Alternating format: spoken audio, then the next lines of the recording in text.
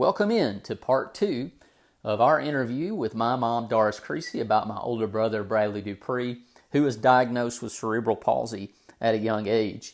In this episode, we discuss how God's people have helped Bradley throughout his life. We talk about Bradley's mission in life, and we also talk about how to help someone who may be dealing and going through the news of a diagnosis similar to Bradley's. It is our prayer and hope that you'll be encouraged by this episode. What are some ways that God has showed up in your life, in those things, in that season of your life? He just always was there for me through my church family, my biological family, the people that He put in our life to see that all of our needs were met. I know that one of the questions was, how did God's people, how were they there for you? And I grew up at New Hope Church of Christ, and I was going to Jacksonburg at the time. And if there was needs, I don't know if people understand that when the children's needs like this are taken care of completely by the state until they turn 21 years old. And at 21, they might as well drop off the face of the earth because there's no help. They took care of his brace, every surgery, every wheelchair, everything he ever needed until he's 21. And that's it. And then you have to buy wheelchairs, you have to do all this. And the churches, and they would pitch in and help pay for these things that Bradley needed. All I ever had to do was ask.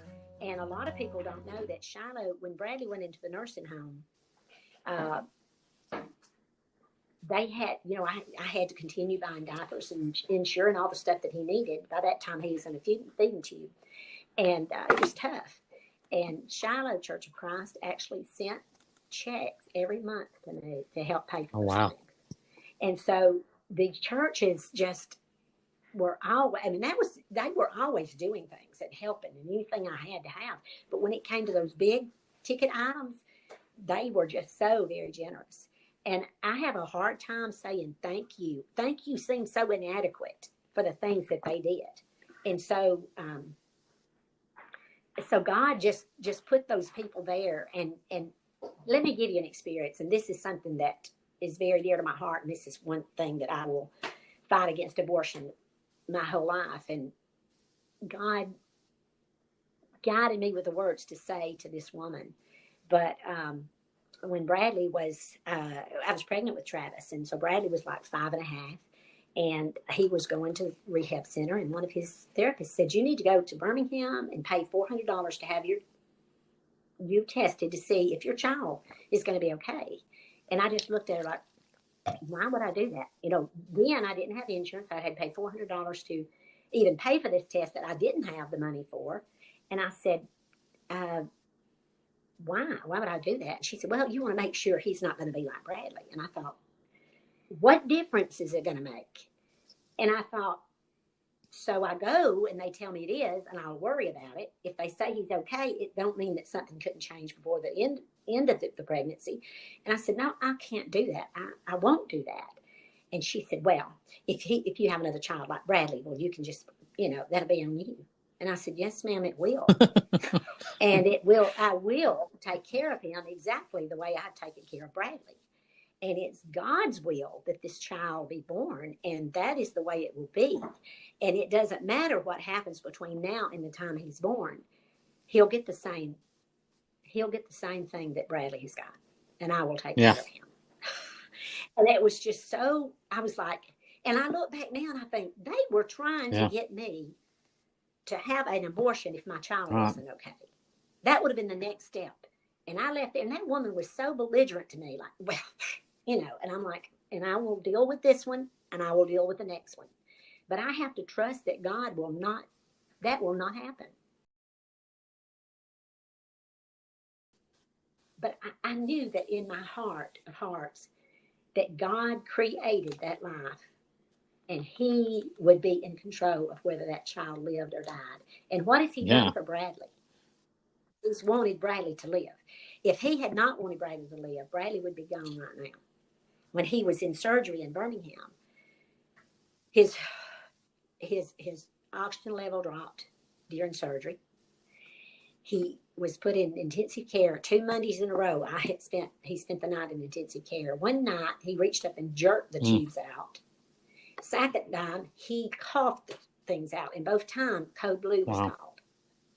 And they come running in there. It scared me to death. I thought, oh, he's gone. And they said, well, his blood level's okay. He'll be fine. We're not going to put it back in. So there were times that Bradley was on death's door. He could have easily died. It wasn't God's will for him to die. He has work here to do. Travis preaches the gospel, and I have mission work that I do. Bradley has a mission, and that's to be in that nursing home, going from room to room, bringing joy. Bringing joy. Everybody knows who Bradley is. Everybody. And the funny thing is a lot of them, you know, there are people out there with CYC that would be like, oh, Bradley is you know, Ben's cousin or Travis's brother, and in that circle, that is far from the truth. That most of them, oh, Travis is your brother. Okay, all right, you know, and so it's I'm Bradley's brother, you know, and which is pretty neat and cool. But you know, if you could go back in time, I guess, and talk to yourself or someone who's going through a similar situation, getting that news. What would you impart to them, having the experience that you have? I actually have talked to people about things like that, and I tell them, as bad as this is, the worst thing that could happen to your child is right now you think that's the worst thing, and as bad as that is, look for the blessings. They will bless your heart. They will bless you in so many ways. There are ways that you will never comprehend the joy that this child is going to bring to your life. Nurse told me years ago, she said, these children have just got the best personalities, don't they? And they do. It's like a Down syndrome child, or there's just so much love for them to give. And anybody that's ever been around Bradley, you can't be around him and be depressed. It ain't going to happen. He is going to make you laugh. He's going to make you smile. People say, I'd go see Bradley, but he won't remember it. I said, you're selling him short. He will. He will. And if nothing else, you just tell him, I work with your mom. I know Travis. They're his friends. That's it. It's as easy as it gets. And kids, and the kids, you guys, when you were growing up with him, you didn't want nobody else to touch your stuff, and you walk over and give it to him. I mean, that was the way he, you know, I'm just smiling here at you, but you want, you know, and he's just a blessing. Never, ever would I call him a burden.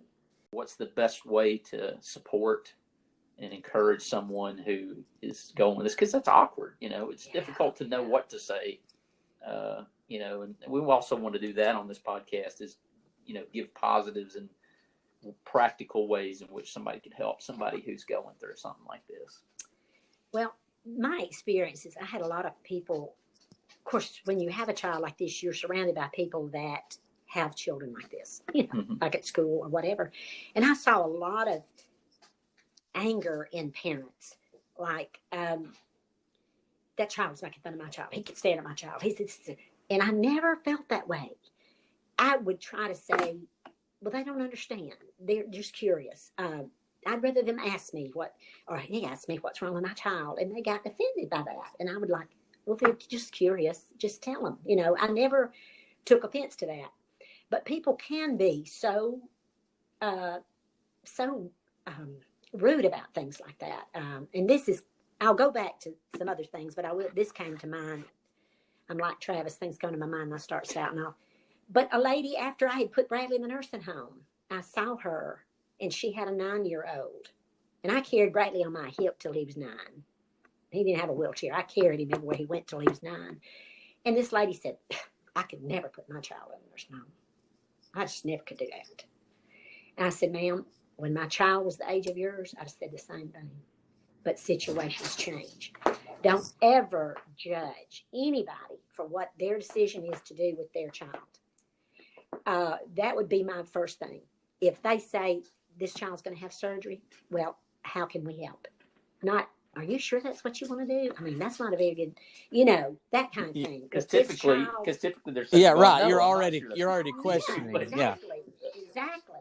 And when Bradley was facing this major surgery, I knew that he could die on the operating table.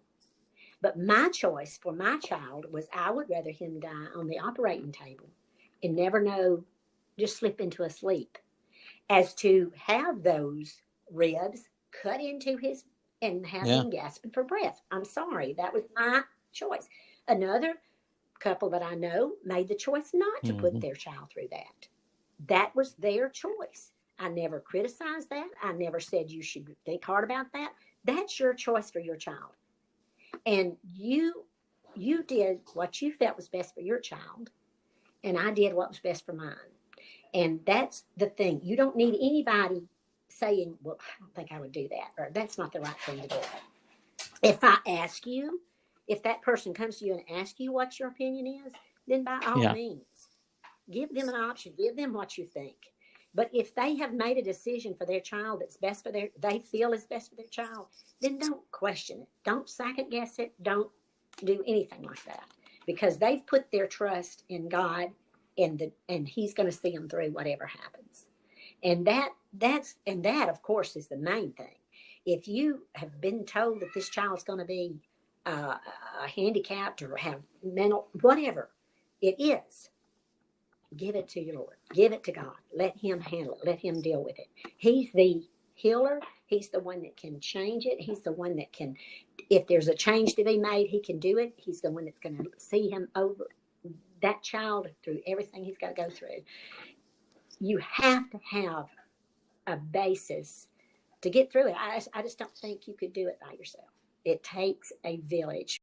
And every day you make a decision about that child, just like any child, but they're come at you at a fast pace. This is one thing after another, like I say all the time. And I remember people saying, Doris, I don't know how you do it. And I'd say, well, how do I not do it? It's my child and I have to do it. And then now I look back and go, how did I do that? So it's hindsight. It was tough. Well, I know growing up, there was always an emphasis on if the doors are open at church, that's where you're going to be. And I've even heard you make the comment that even when you thought that maybe you couldn't be reached, that you had done things that you couldn't be forgiven for, you made sure we were there. And that was when Bradley was young, when, you're getting me, Bradley, and Kevin all dressed and there, and we'd get there on crazy time, 15 minutes late, but we were there. Nonetheless, I think that I've seen, obviously you talked about the mission work that you've done. Obviously I've seen in your life a difference and change, and, there's no way to put an entire lifetime of success and also failures into a single 45-minute, hour-long podcast. But, I know that I've seen a change in your life, and, as bold as I am preaching and doing this podcast and doing the Ben and Travis stuff, you've been just as bold in not only acknowledging mistakes that you've made, but also giving Him the glory and allowing that to change. And so, I thank you for what you've done in my life. And, with the things that we've been through over the last few years, I really don't think that I would be able to have gotten through them had it not been for you and the example of Bradley. I can talk about people who come to me. There's a football coach, ours in a youth group or church, who come to me with complaints. And obviously we've got ways that we can do better than anything we can. But I always sometimes lean back on Bradley and go, if that guy can have a smile on his face and find joy in life, then, do we really have that much to complain about? And yes, things can always be better, and we should certainly strive to be as good as we could be through the Lord. But, I appreciate the tenacity that he and you have both shown. Well, I do want to say something. You asked in one of the questions how God has shown up in your life, or how can you see, or whatever. He showed up and helped me with Bradley when at times I wasn't what I needed to be, but He was still there. He still cared. He still got me in the places that I need to be to help Bradley. he showed up in October of 2018 when Travis was diagnosed with cancer. And he showed up when it came to Daniel and Haley and how we've acquired them and the things that we went through for them. And he'll be there for you always.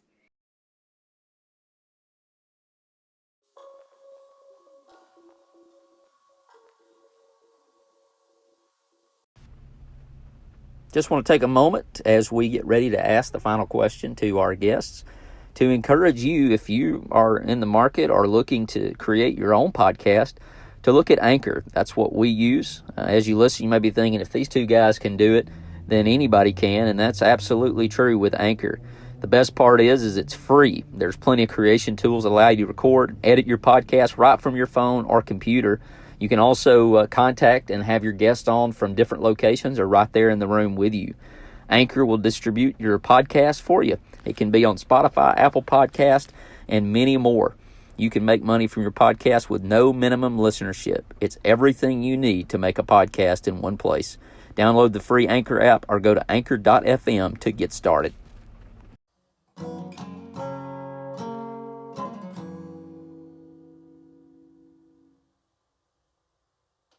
All right. What song causes your inner performance to unleash in the car? Oh, man. I've got a few that I got throw a out bunch. there, I got a bunch. But anything country, I'm going to sing with them. And she ain't going to sing with them. She going to sing with them. She already told us. I'm going to sing with them. Anything upbeat. I love all music. Delta Dawn. Don't forget Delta Dawn. Delta Dawn, and I can tear Delta Dawn up there you go. Coat of Many Colors. Coat of Many Colors, yeah. He has turned my kids on to Coat of Many Colors, and I think we listen to it every morning of quarantine, maybe several times. So. Thanks for being with us. Hope to see you next time. Same Batify time, same Batify channel.